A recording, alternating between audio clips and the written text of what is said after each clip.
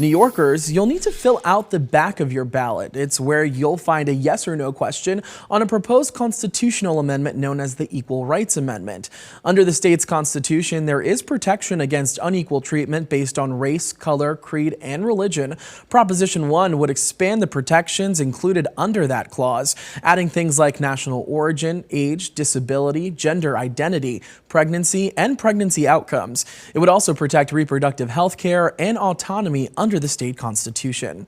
These kinds of protections are not a new concept, but the question on the ballot has still sparked some debate from different political parties. We spoke with Ron Seib, a political science professor at Skidmore College, about what makes this different from the policies that already exist in New York State.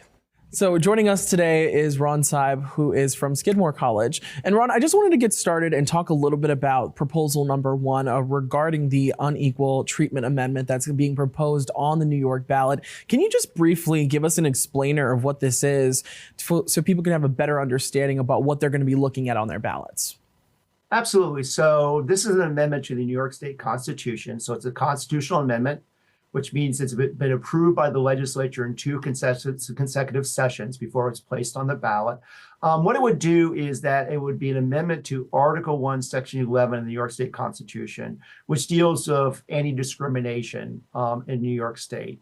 And what this would do is it would actually create a new equal protection clause in the Constitution. So it would say, and what the voters will see on the ballot is it will say that this is an amendment to the Constitution that will provide equal protection under the laws for groups beyond race and religion, which are currently covered by the provision in the Constitution. So it includes, in this case, age, it includes disability, it includes gender and gender expression.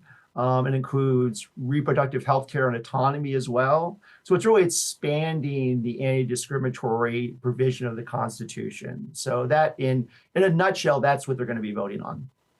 And how would you say it differs from what we see already? Obviously, we're seeing that expanding, as you mentioned, but when you're adding all of these extra terms that people are going to be now thinking about, how does that differ from what people are used to and already have these protections under the Constitution?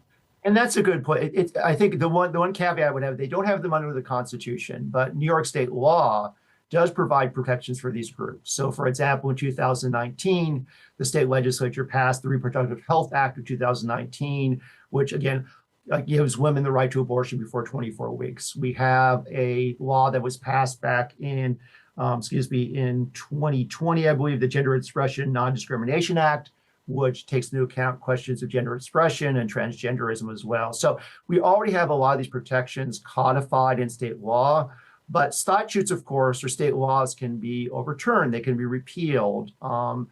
Constitutional amendments are much more difficult of provisions to overturn. As I said, for this amendment to get on the ballot, it had to be passed by the state legislature in 2 consecutive sessions, 2021, 2022, 2022, 2023, and then it has to go before the voters. So once it's inscribed in the Constitution, it has much more permanence, much more stability, and gives us much more confidence that those rights will not be, for transient reasons, infringed upon.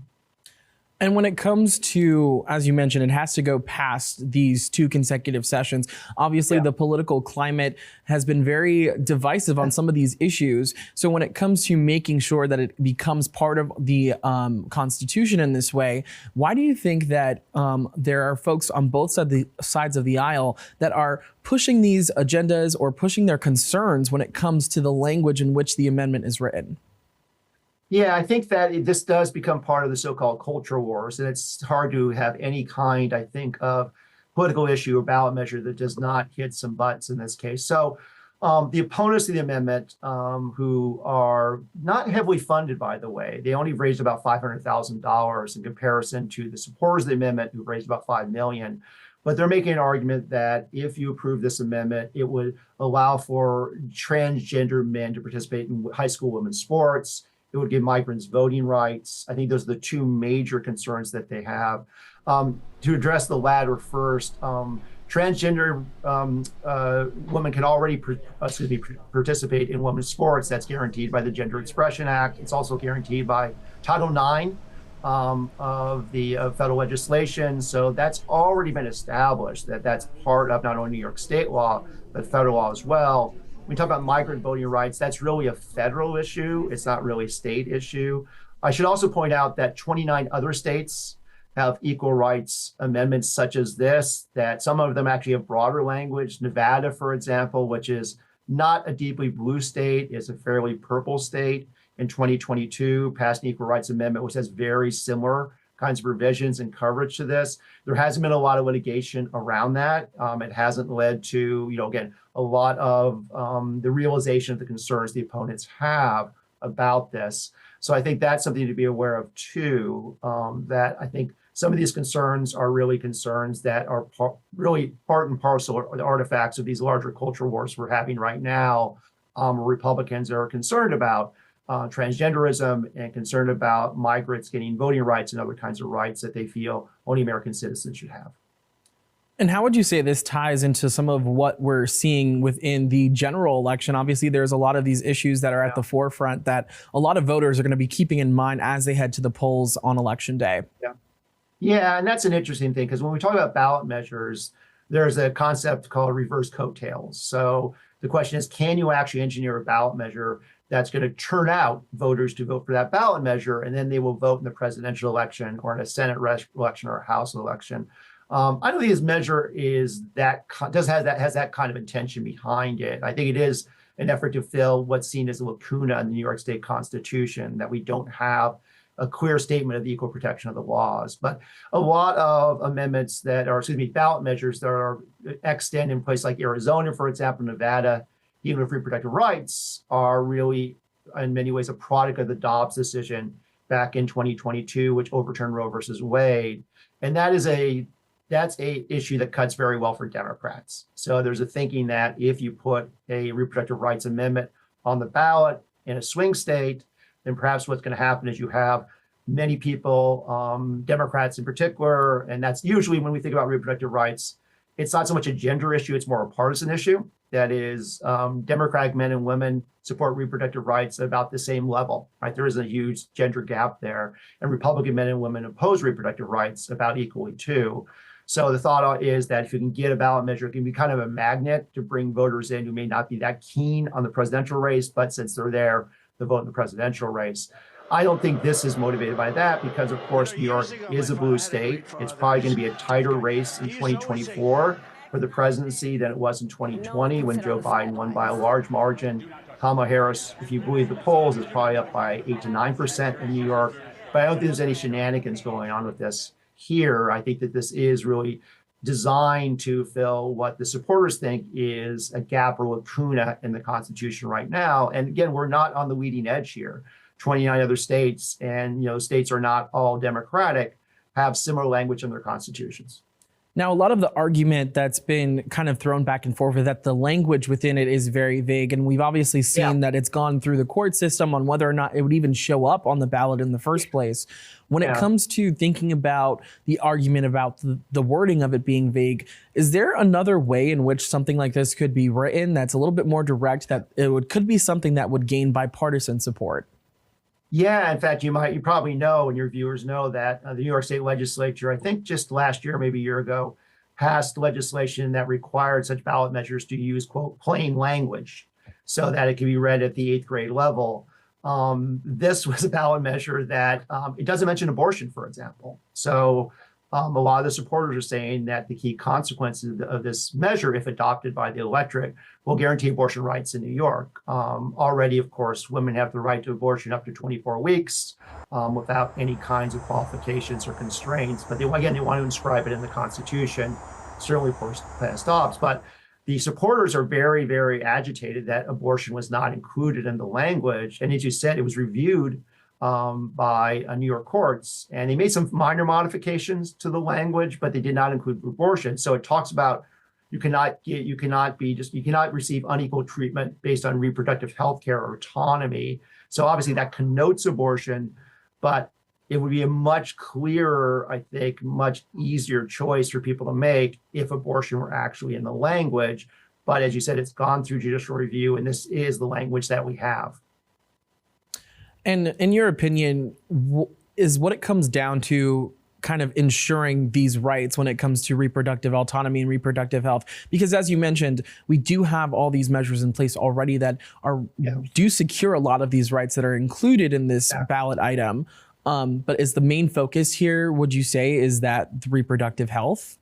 I believe so. I believe so. And I think that if you go back to the opponents, one of the arguments the opponents are making is that this would allow children to be able to get gender affirming care without the permission of their parents. But there are a number of laws that make distinctions on the basis of age already. You can't get a driver's license, for example, unless you're under a certain age. So that's probably very chimerical. And I understand why the opponents are pushing that button, because it is something that really mobilizes particularly conservative Republicans. But I don't think that's a really legitimate threat. I think this really is about making sure that we establish reproductive rights in the Constitution so they are protected, so that, again, for transitory reasons, they cannot be withdrawn. You know, New York is probably going to remain a Democratic state, at least for my lifetime, maybe your lifetime, but who knows what the future holds. You know, it used to be say that Alabama was going to be a Democratic state in the mid 20th century for another generation. And then, of course, we have the Republican Revolution of the 1980s, and Alabama is now a Republican state. So,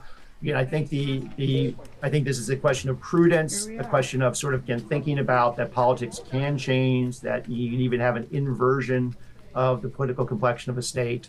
So you want to inscribe these rights in the Constitution. It really is, I think, motivated by a desire to ensure that reproductive health care, abortion access is guaranteed by the state of New York. And the best way to do that is to put it in the Constitution so it's there for perpetuity.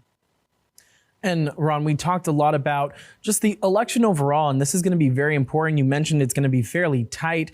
The projections you said are something, you know, if you even choose to believe that. Obviously, we know that this is going to be on the other side of the ballot. What would you say people in New York should be keeping in mind as they head to the polls or as they submit their ballots as early voting starts getting underway? Yeah, I think the encouraging thing when we talk about this measure itself, Siena had a poll out, I think just a couple of weeks ago. They polled New Yorkers between October 13th and 27th, and asked particularly about this particular ballot measure.